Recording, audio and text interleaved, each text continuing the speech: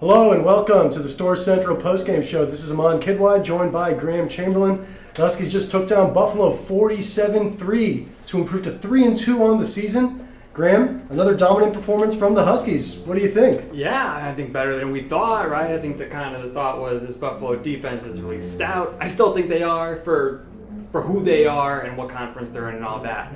But it didn't matter. I mean, their offense just could not move the ball against this kind of good defense.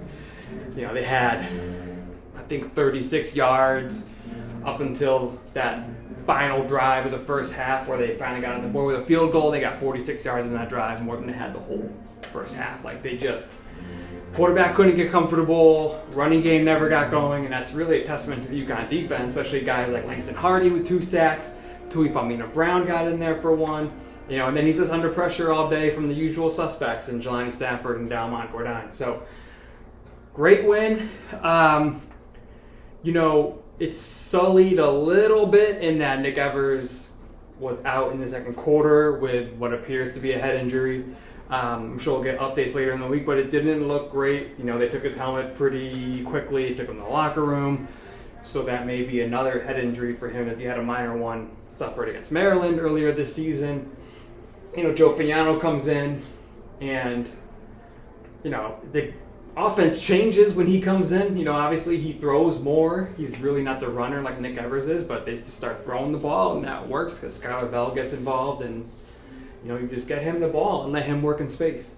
And we saw a 70-yard TD run or pass, catch, whatever, a 40-yard one too, right? So, I mean, working on all cylinders, and I think most importantly in games like this, like, you want there to be a separation athletically between you and these teams like Buffalo and Florida Atlantic and Merrimack. And I think we've seen that, and that's really promising because it's been a very, very long time. Yeah, I mean, I think it's really too bad about Evers. Like you said, things were looking good with him in there.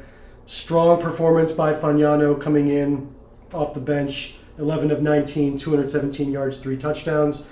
Really, though, we do think any QB could have kind of continued it going, just as before. I don't think there's any need to have that conversation. No, but Evers is looking good out there.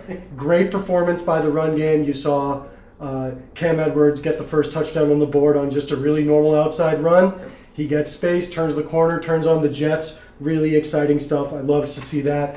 And Skylar Bell, yeah, man, 153 yards on 6 catches with 3 touchdowns. That'll do. Yeah, I think that'll do it. His stats are really piling up. It's looking good for him. But yeah, I really do think the story of this team is the way the defense is playing. They are stifling. They're really not allowing much. They're pretty much putting the games away by halftime, so that UConn is in chill mode in the second half there. And I have to also say, impressed with the way UConn came out, started the second half. They've done that 2 weeks in a row now against FAU and Buffalo. I think, that was the 70-yard catch and run, Skylar Bell. But, hey, you get the ball in the hands of your playmakers, good stuff happens. That's looking like the formula for the offense in addition to the strong run game. But I think with a defense like this, you really do feel like UConn could be in any game this season. We're such a far cry from that Maryland game, 624 yards or whatever they had in that one. And, obviously it's the first game of the season, a new scheme, you're missing some players. So, there are some extenuating circumstances in that game. It still was very disappointing. But, since then, Duke put up 400. And the common theme in both those games is the offense wasn't moving the ball a ton. More so against Duke, but not a ton more, right? So you have really good balance right now on each side of the ball. I'm imagining these guys are feeling confident, which I think is the biggest thing. Usually with teams like this, there can be some close games, and you need to quote unquote learn how to win, as they say, and they haven't really had to do that. You can make the argument against Duke. That could have been a reason that they didn't win. But so far, they are just beating these mid to low tier G5 teams, and which really should just be the expectation around here, regardless of UConn's in a conference or not in a conference. Yeah, should be the expectation, but certainly has not been over the years. And even if you felt good about this game, which I did going into it, I said, Buffalo, let's not get too excited about this win over NIU. This is clearly not a very high quality team, but I did not think it would be like this. I did not think it would be like this in UConn's favor, 47-3, 537 yards gained. Again, crushing on both sides, 198 total for Buffalo, but folks, at halftime, 82 yards. So this was actually worse than FAU did. FAU had 90 yards at the half.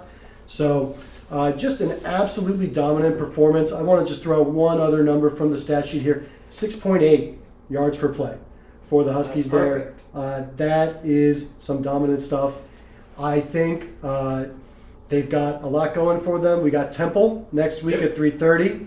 I think we can expect a bigger crowd at the Rent with a 3:30 kickoff. Certainly hope so. A little light today at noon, even though one of the big G5 games of the week just went down on this field, and UConn advances to 3-2. That's going to do it for us on the show. Thank you all for watching. I was gonna say.